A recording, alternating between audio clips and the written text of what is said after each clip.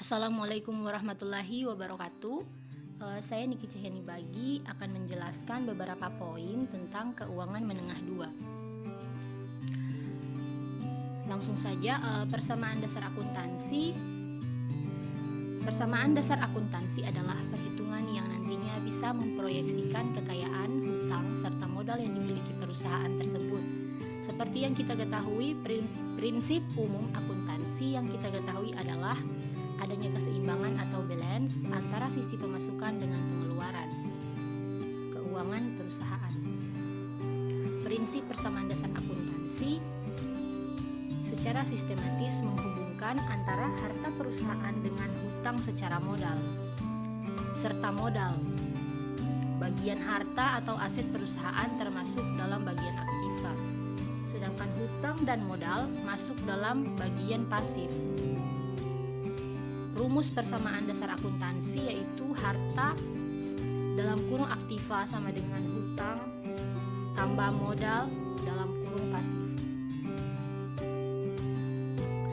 Persamaan dasar akuntansi manfaatnya jadi sumber catatan yang nantinya bisa mempermudah proses pencatatan transaksi keuangan.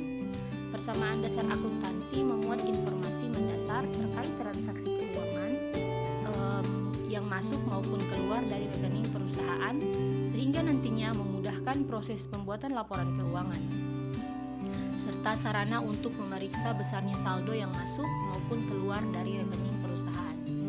Berbeda dengan laporan keuangan yang menyediakan laporan terperinci, persamaan dasar akuntansi menyediakan transaksi keuangan secara garis besar sebagai sarana koreksi ketepatan antara saldo pada sisi aktiva maupun sisi pasif.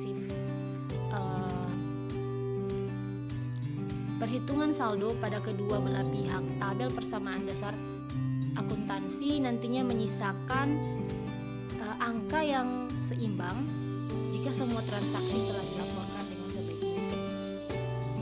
Selanjutnya yaitu siklus akuntansi. Yang pertama, identifikasi transaksi.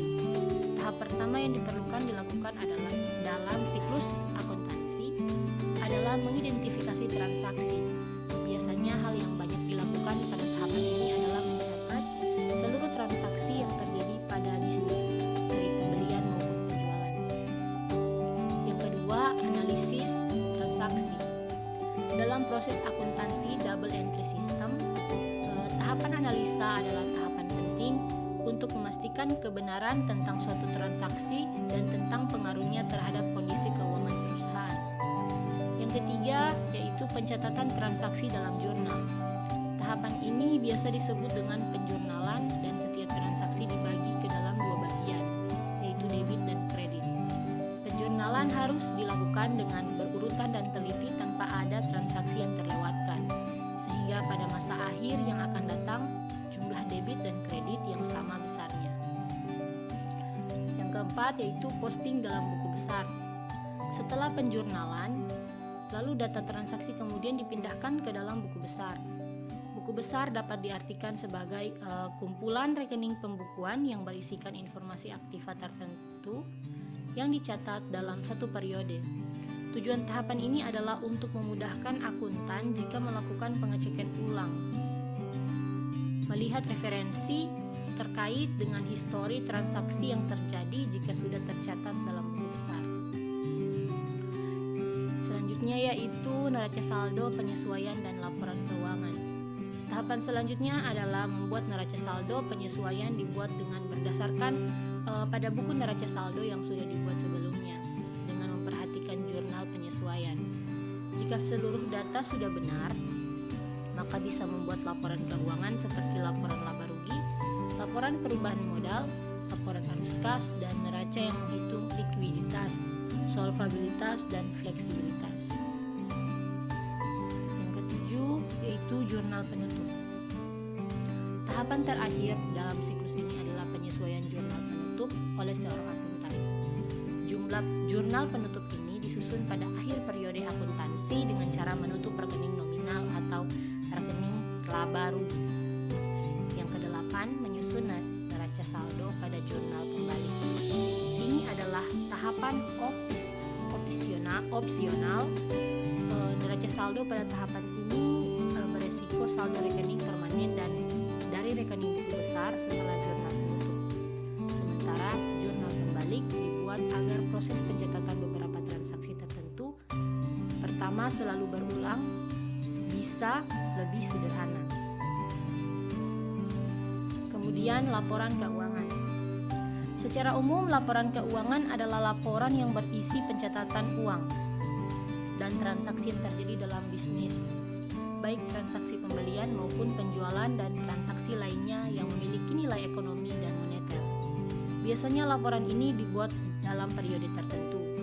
Penentuannya ditentukan oleh kebijakan perusahaan, apakah dibuat setiap bulan atau setiap 1 tahun sekali. Terkadang perusahaan juga menggunakan keduanya. Laporan keuangan dibuat untuk mengetahui kondisi finansial perusahaan secara keseluruhan, sehingga para stakeholder dan pengguna informasi akuntansi dan cara pencegahannya dengan tepat dan cepat jika kondisi keuangan usaha mengalami masalah atau memerlukan perubahan. 5 jenis laporan keuangan utama. Yang pertama, laporan laba rugi adalah laporan yang di dalamnya berisi data-data pemasukan dan pengeluaran perusahaan dalam kurun waktu tertentu. Yang kedua, laporan arus kas berisi data terkait arus keluar masuknya uang perusahaan dalam periode tertentu. Tujuan laporan ini untuk mengetahui perputaran keuangan selama periode akuntansi tertentu. Yang ketiga, laporan perubahan modal atau ekuitas merupakan laporan keuangan yang secara sistematis menyajikan informasi tentang perubahan ekuitas perusahaan yang diakibatkan operasi perusahaan dan transaksi dengan pemilik pada satu periode akuntansi tertentu. Yang keempat, laporan neraca adalah suatu laporan keuangan yang di dalamnya terdapat informasi mengenai akun aktiva serta hal-hal yang menjadi kewajiban perusahaan dalam satu periode.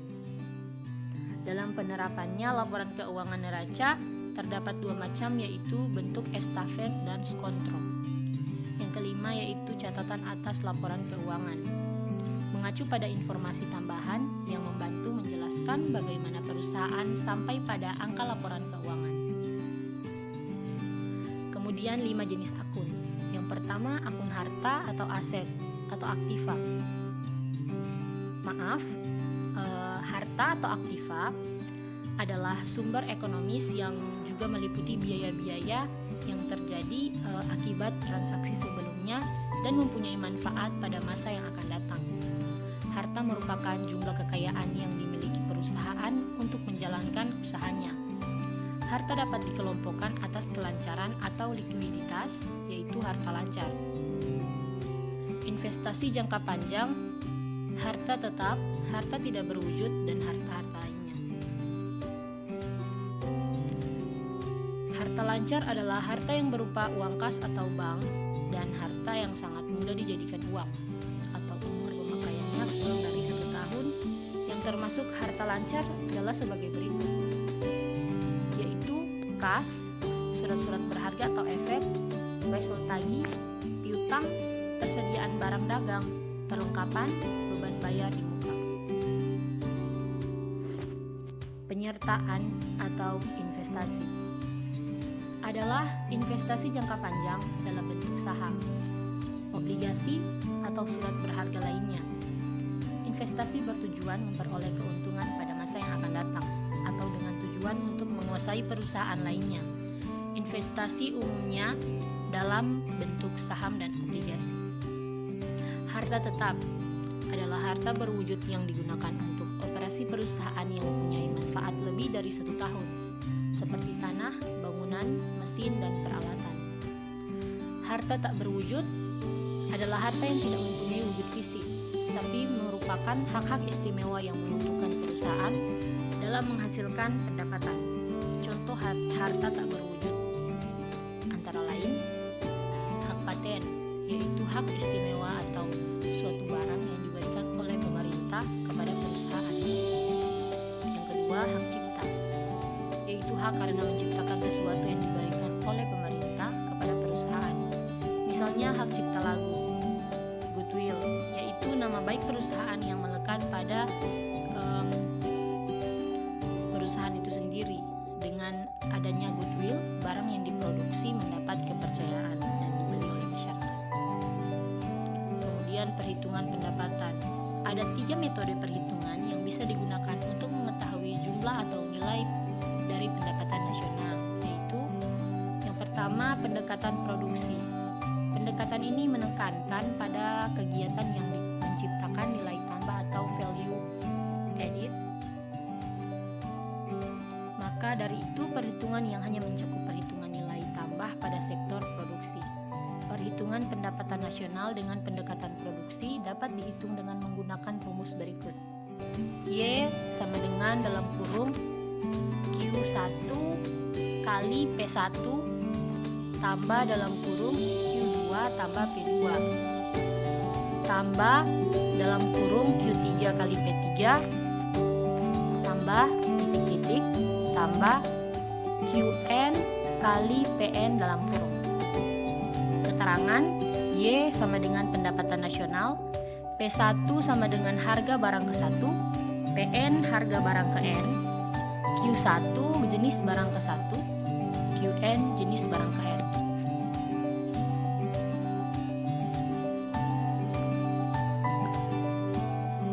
Terima kasih. Sekian penjelasan dari saya. Wassalamualaikum warahmatullahi wabarakatuh.